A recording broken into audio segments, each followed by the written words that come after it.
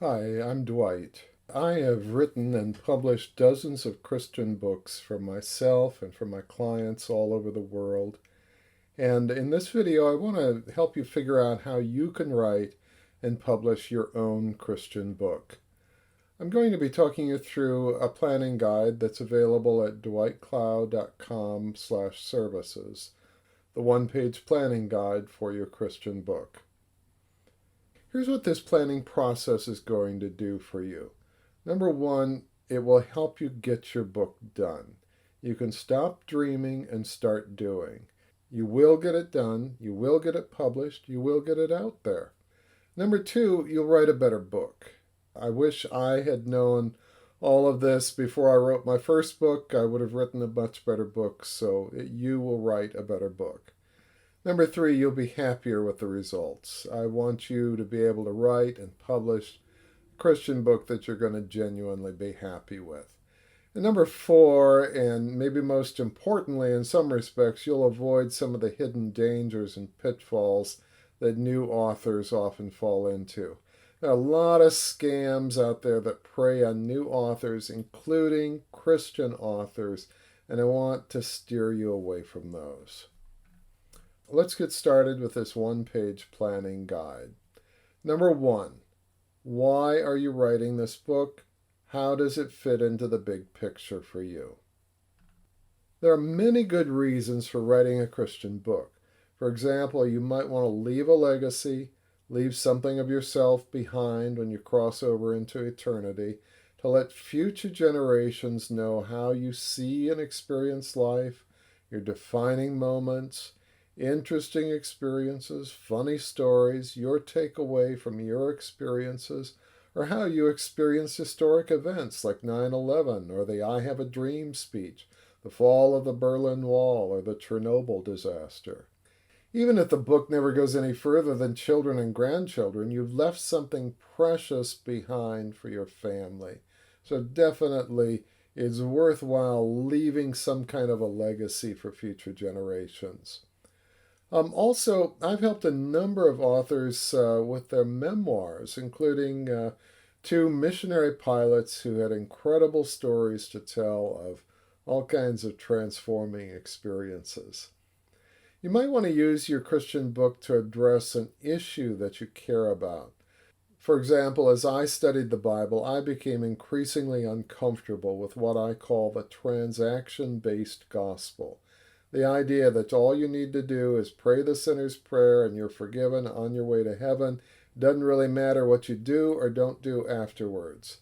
So I wrote a book, Am I Going to Heaven When I Die? Or here's another example. I've been deeply concerned about the toxic polarization in our culture. I believe it's not okay for good people to hate each other, and I believe this is a real problem, a problem that God wants us to fix. So I wrote my most recent book, End the Divide. Maybe you might want to use your Christian book to teach a life skill.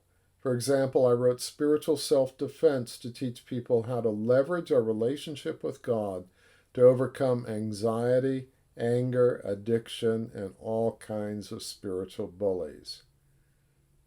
You might intend your book as a discipleship tool. That was my vision for my book, What It Means to Follow Jesus. Maybe you want to use your Christian book to introduce people to a dimension of spiritual experience that readers may not have yet experienced. I've helped a couple of Christian authors write and publish books on mentoring. My most popular book, The Gift of Transformation, tells the story of how transformational prayer healed our marriage and changed our lives. Books are sometimes written for ministries or by ministry leaders. For example, I just finished helping a Christian camp tell its 50-plus year history in a series of stories, some of them hilarious and some deeply touching.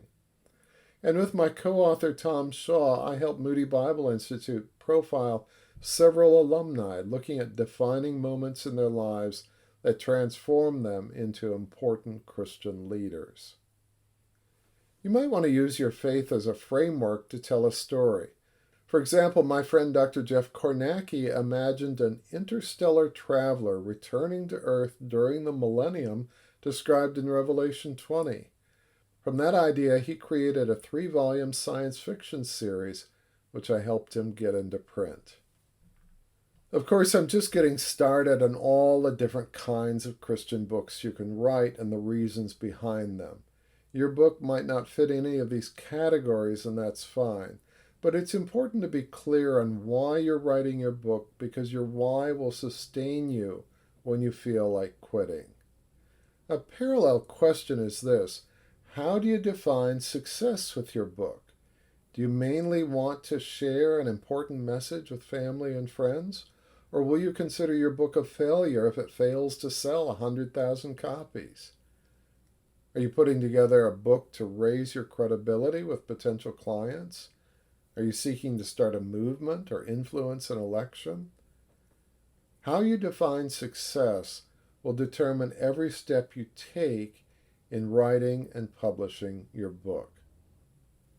It's fun to think about your book selling 1 million copies and making you rich. Will that happen? Maybe, but probably not. Books are incredibly difficult to market. Sometimes the cost of finding a new buyer for your book is not even offset by the profit you make on that book. As a rule, if you want to make money on a book, the best strategy is to make the book part of a bigger picture. For example, if you have a consulting service, your book might help establish your credibility and get you the clients that you're looking for. The book itself doesn't make money, but it helps you make money. Or alternatively, you might write a book and use it as a gift for people who donate a certain amount to your ministry. Or you write a series of books. You might break even or even lose money on the first book in the series, but once people are hooked on your series, they buy each new book when it comes out. Selling a second book to the same customer is far easier than finding a new customer for the first book. And this brings up a related question. How does your book fit into the big picture for you? Does this book extend your career or your ministry? Will you, for example, take this book with you on speaking engagements to reinforce and extend your message? Will you require your students to purchase it as a textbook for the course you offer? I wrote my book, End the Divide, because I want to start a movement and an online community devoted to helping good people form true friendships across the divide. So there are many different reasons for writing your book. You need to figure out your reason. Number 2, who is the book for? Who is your reader? We would all like to pretend, okay, I'll speak for myself, I would like to pretend that everyone is interested in my books.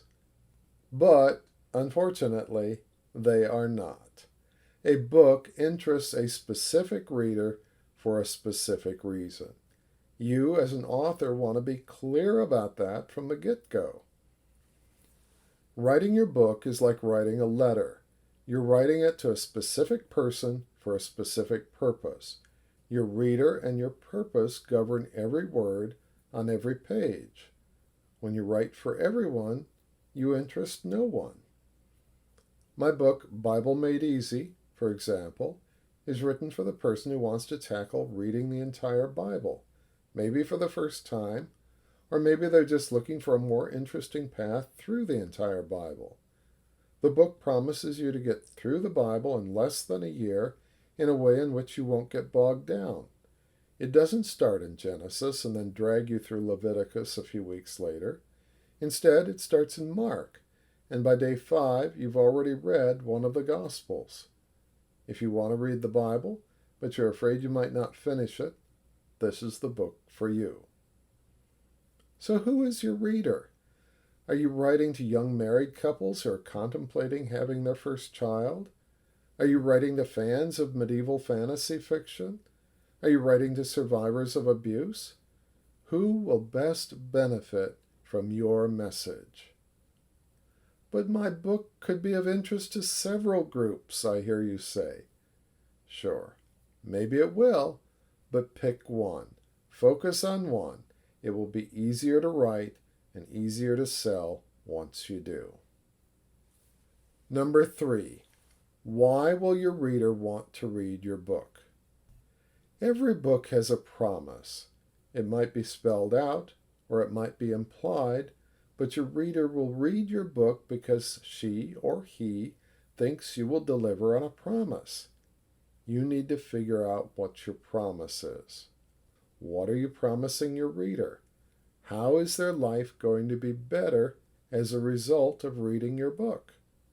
One thing to keep in mind, particularly with Christian books, is this. Sometimes there's a big difference between what the author thinks the reader needs and what the reader thinks the reader needs. For example, if you're targeting a reader who is making terrible choices and your message is, your life will be better if you stop making terrible choices, is that reader going to drop everything and read your book? Probably not. You need to find a way to tie into the needs they think they have, not the needs you think they have. I made a mistake like this a couple of years ago. I chose the wrong title for one of my books. I wanted to reach comfortable but not committed Christians with the message, are you really on your way to heaven just because you prayed a prayer?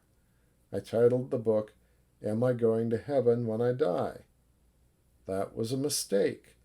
The comfortable but not committed Christian will take one look at that title and say to himself, I don't need that. I already settled that. I prayed the prayer.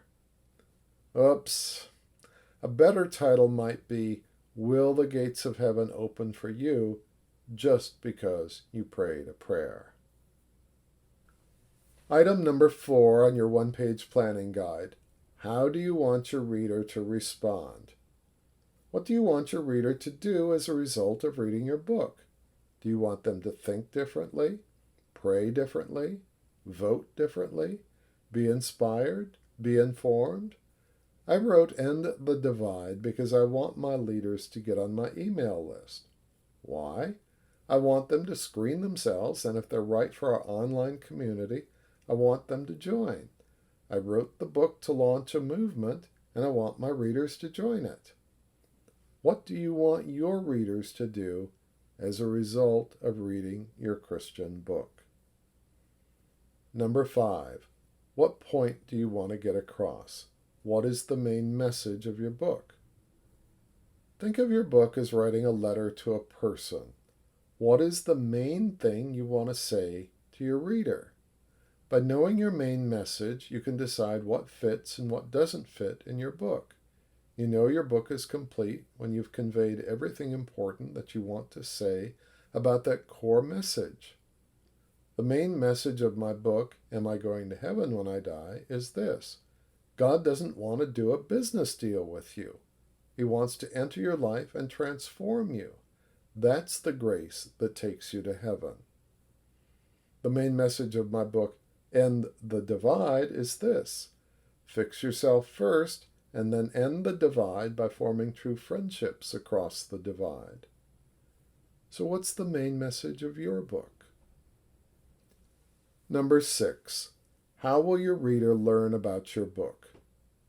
Your book isn't really complete until you connect with your reader. That means your reader needs to read your book, and readers can't read your book until they know it exists. So how do you tell them? You can do a, hey, I just published a book post on Facebook. You might get a few book buyers. But what if you don't? What if you get crickets instead? What does that mean?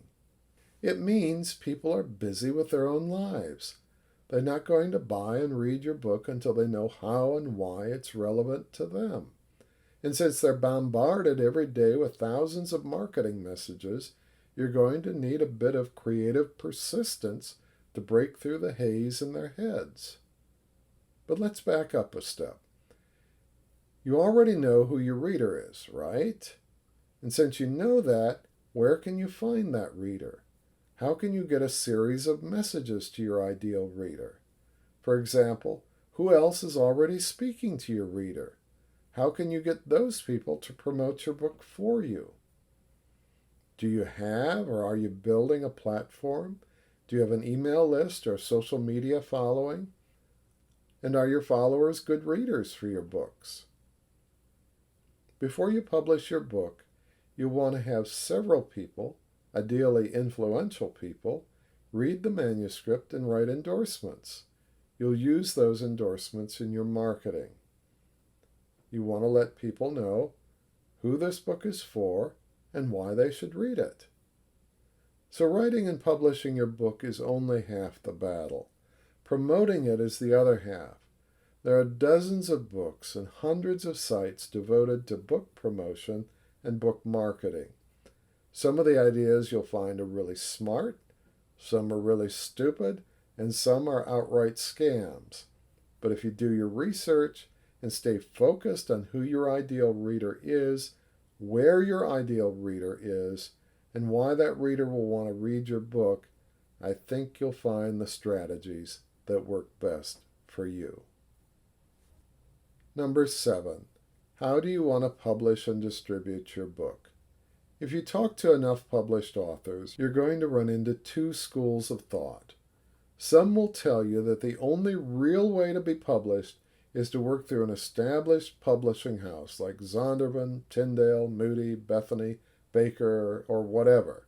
To publish any other way is to immediately brand your work as inferior. Others will say, that's crazy. They take the lion's share of the profit and still make you market your own book. You should self-publish. So here are my thoughts. For 98% of new authors, self-publishing is the only real option. Unless you have a connection on the inside, most of the major publishing houses won't read anything you send them, manuscript or query letter, unless you have an agent and the agent contacts them. And getting an agent is like getting a bank loan. The less you need one, the more eager they are to help you. Here's the sad news. Publishers are not primarily concerned with how well your book is written. They're primarily concerned with how large your following is. If you pastor a church of 10,000 and have a TV show that reaches 1 million, then yeah, they're interested. You don't need them anymore. You could do it yourself, but they're interested. And you can't really blame them. They need to sell books to make money. If they don't make money, they close their doors and all their employees need to look for different jobs. So they're going to go with the safe bet and focus on publishing books by authors with a large following.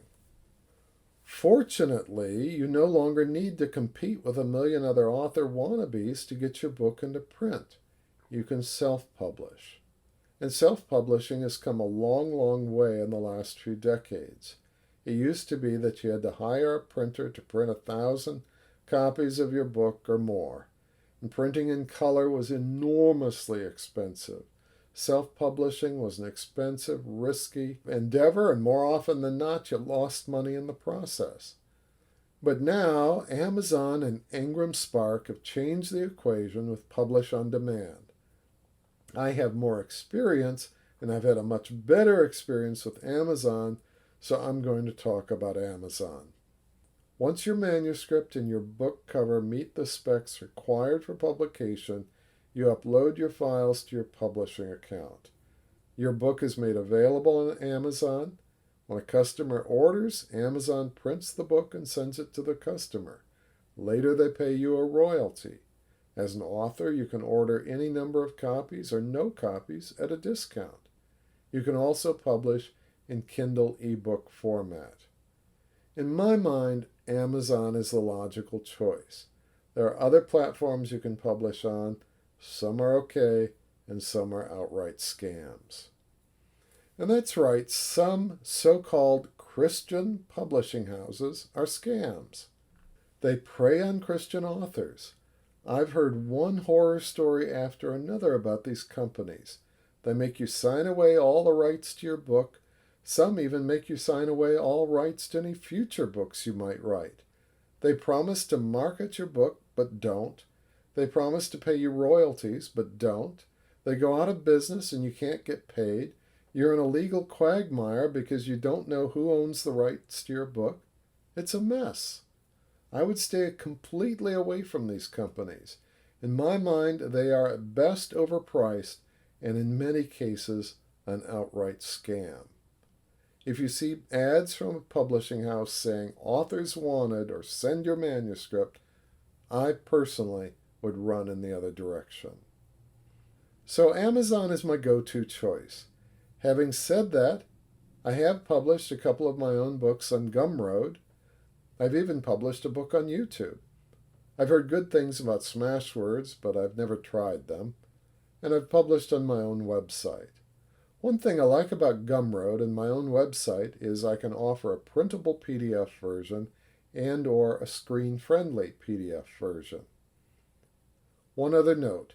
Amazon is a great choice for most books, but it might not be the best choice for a children's picture book.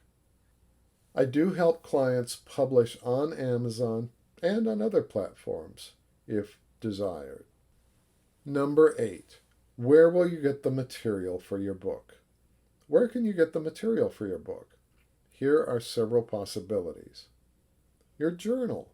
If you keep a journal, you probably have a huge head start over somebody who doesn't. Assuming your book has been swimming around in your mind for a while, you probably have a lot of material in your journal that you can repurpose for your book. If you're like me, you might have thousands of notes, essays, book beginnings, and other documents on your hard drive or in a file cabinet. Your own blog and social media posts, letters, and emails can be a rich source of material. Old photographs and videos might jog your memory, especially if you're writing a memoir or similar book. If you've delivered sermons or made other presentations and they were recorded, audio or video, you can transcribe those recordings and that can be raw material for your book. But be aware of this. What works in a speech often does not work on the printed page. You need to rewrite that material or have it rewritten for you. Some books are created entirely from recorded and transcribed interviews or conversations, which are later rewritten to put them in book format. And of course, it may be that much of your book is still in your mind. Some people can sit down at a keyboard and just start writing what's in their minds. Others do better with a recording device, speaking and recording their thoughts. Still others prefer to sit down with a legal pad and pen. So there are plenty of good ways to gather material for your book. Let's talk about some ways that aren't so good. Some people approach writing a book like writing a high school term paper. They think they can download what they want from the internet, a copy from another book, and string a bunch of quotes together and call it a book. Sorry, you can't do that.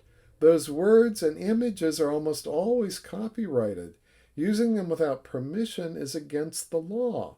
It's plagiarism, and it carries with it civil and criminal penalties if you get caught.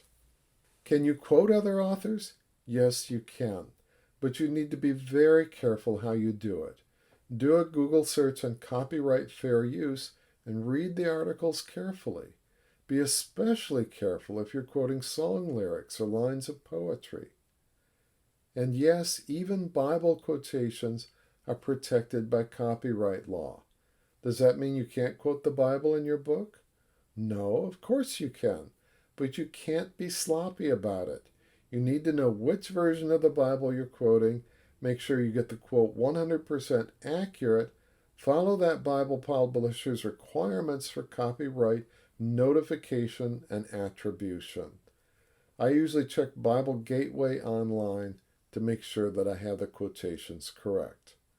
I frequently quote the Bible in the books I write, but I'm careful to follow the right procedures when I do so. Let's talk about images. Some images are available online for you to use without the image owner's permission. Be sure to read the licensing information very carefully. Some things that are called royalty-free are not truly royalty-free. Even when I do use an image that's in the public domain, I always try to credit the image owner somewhere in the book and indicate where I found the image. I do this even if I tinker with the image and make it into my own design.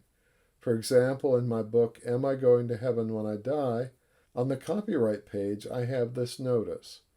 Cover design, copyright 2020 by Dwight, based on public domain images obtained at unsplash.com, supplied by Montes Hesthaven and Nathan Dumlao. Remember, words and images are copyrighted. Ideas are not. You can talk about another person's ideas, you just need to use your own words when you do. Common courtesy tells us that we give credit where credit is due, and if the idea came from someone else, we credit them and reference their work. Bottom line, the book should be original to you. Your words, your thinking, your take on things. It may include content from other sources, but not without written permission or not without following copyright fair use protocols. Number 9. How will you organize that material?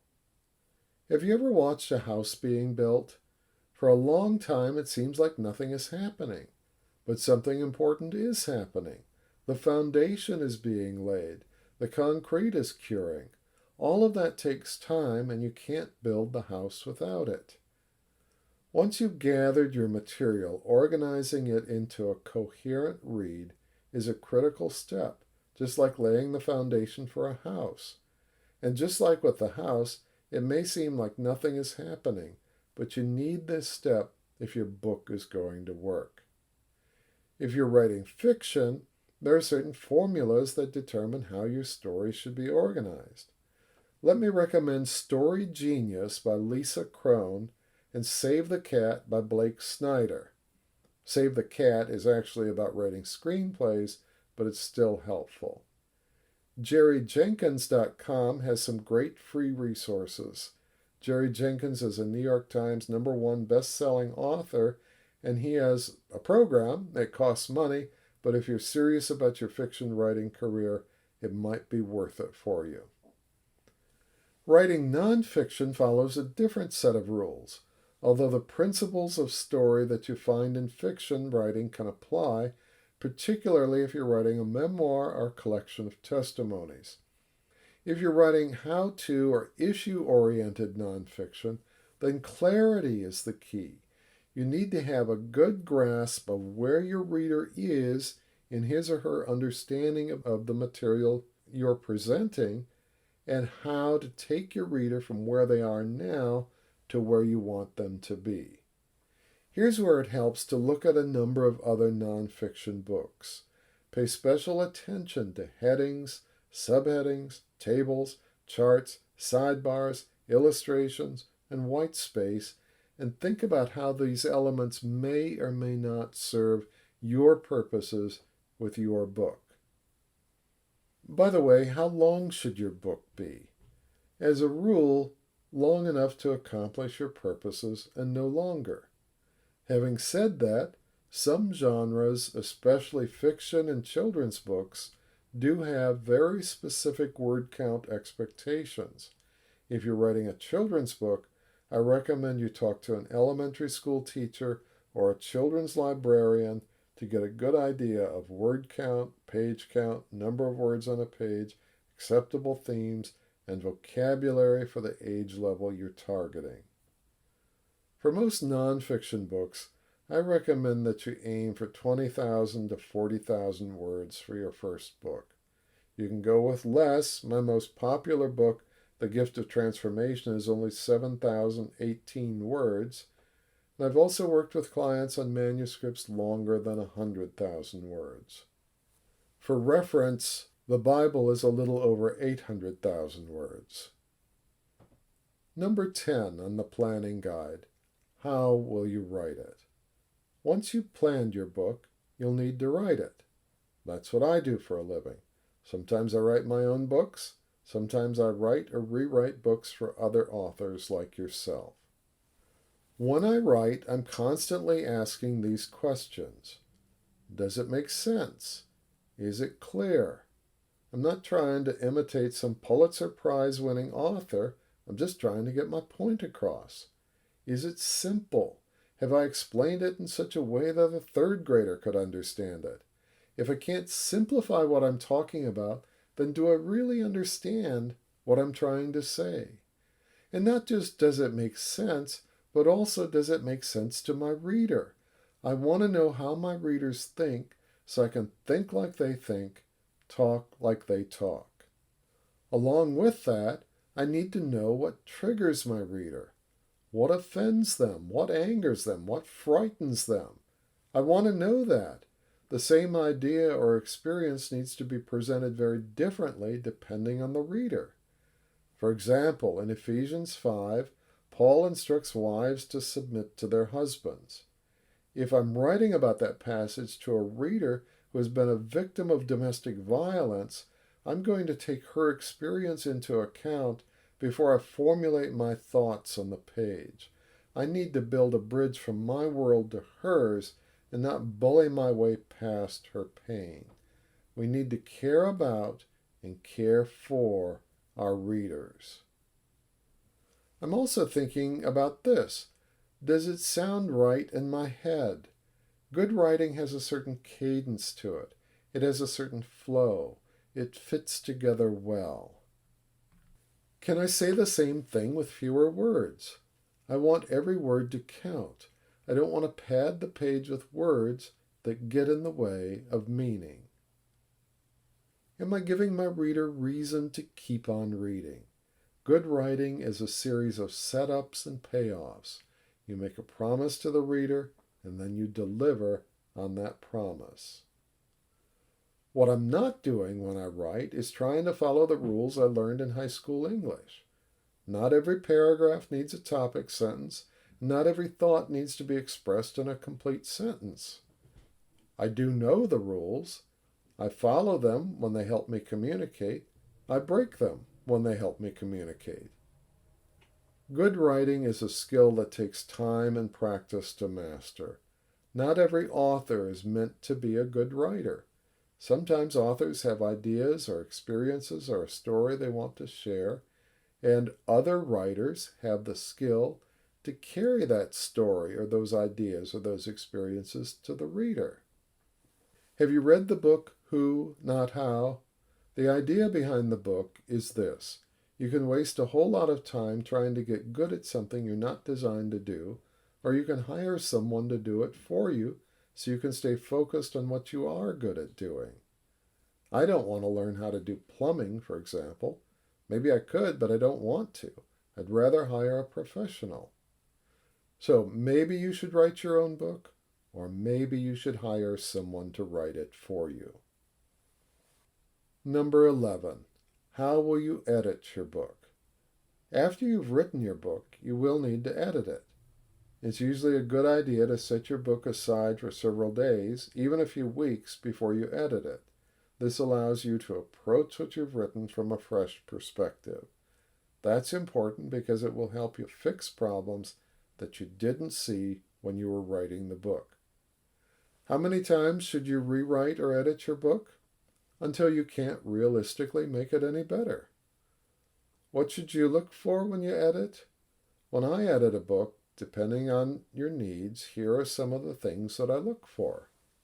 Is your message clear?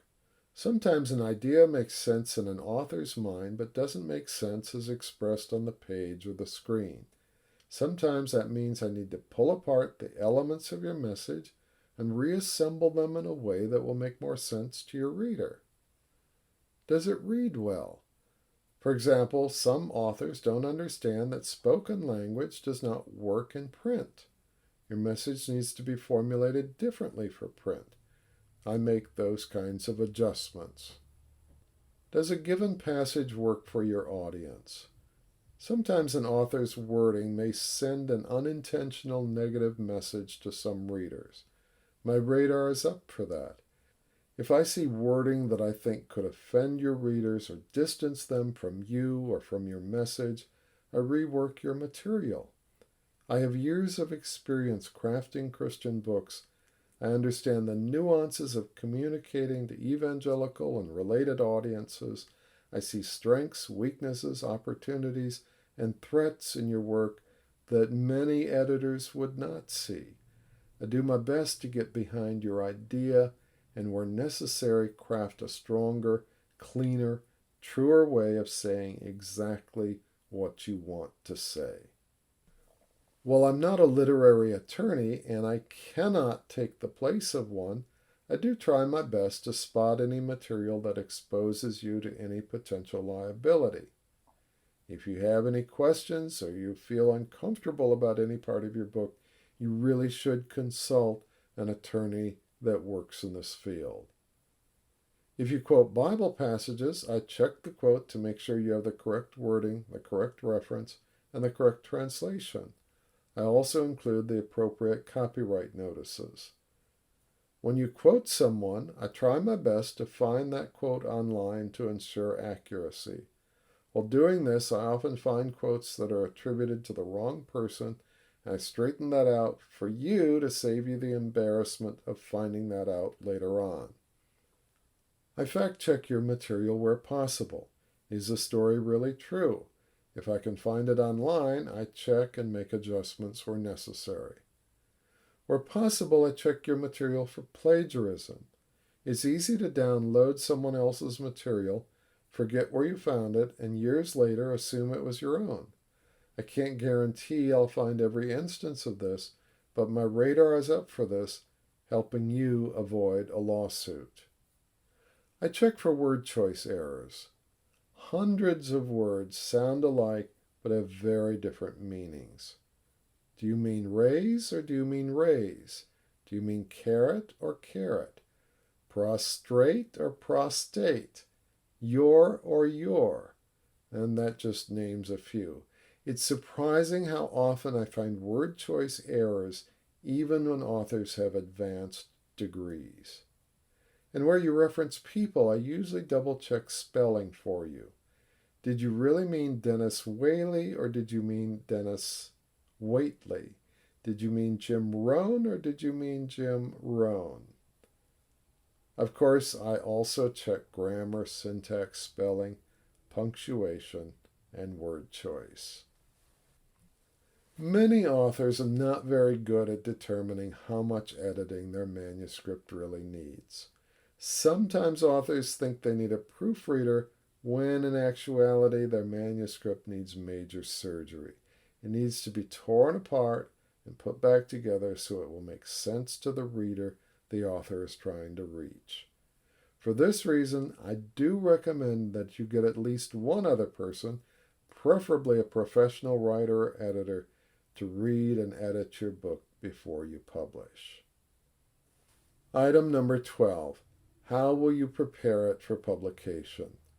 If you're working with a traditional publisher, they will give you early on a set of author's guidelines. You need to pay close attention to those guidelines. The editorial staff usually takes those guidelines very seriously. So call your editor if you have any questions.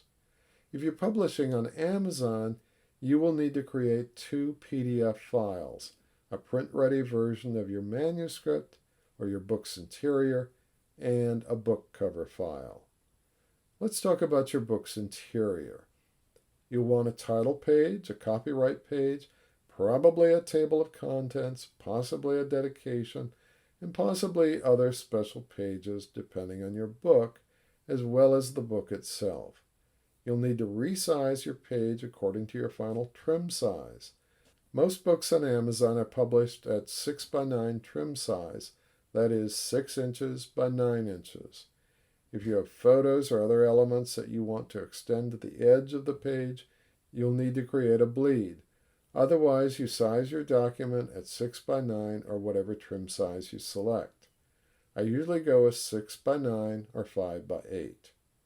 You'll need to create margins, and remember the inside margin, the one that touches the spine of your book, will need to be about a ½ inch greater than your other margins. I usually go with 1.2 inches inside and 0.7 inches around, sometimes 0.8 inches at the top. You want to use a readable font throughout. I recommend you avoid Comic Sans and Times New Roman. I've used Garamond, Century School Book, and others. You can create your manuscript in Word, or if you have the software and the skill, in InDesign. Personally, even though I have the Adobe software, I use LibreOffice, and then I convert to PDF.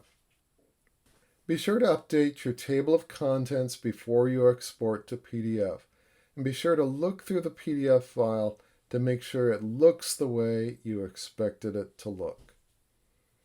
While Amazon does have an online cover creator, I typically don't use it. I prefer to upload my own PDF. You can create your cover in Photoshop or Illustrator or InDesign. Personally, I use GIMP because I'm used to it. Remember, you need your back cover, your spine, your front cover, and your bleed all on a single page. And Amazon will reject the cover if you have text that extends over the safe lines on the front cover, on the back cover, or on the spine. You'll need to study their specs. You'll want to convert your book cover file to PDF before uploading. Unless for some reason you want to create your own barcode, Amazon will do that for you. You'll need to leave space for that barcode in the back cover design. Amazon will also supply a free ISBN unless you prefer to use your own. If you're publishing your book as a Kindle ebook, then you'll need a front cover image, usually in JPEG format, and you can upload a docx file or use Kindle Create to create an ebook in their file format. There's a learning curve to all this, but this is a service I provide for my clients. I can take your manuscript, get it print ready, create a simple book cover for you, and take care of all the steps of publishing your book on Amazon. Or if you're working with another publisher, I can help you adhere to their guidelines.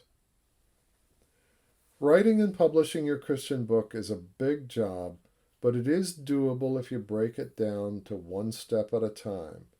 While it is possible to write and publish your book in a big hurry, I wrote and published one book in 24 hours, typically you want to give yourself several months to do the job right.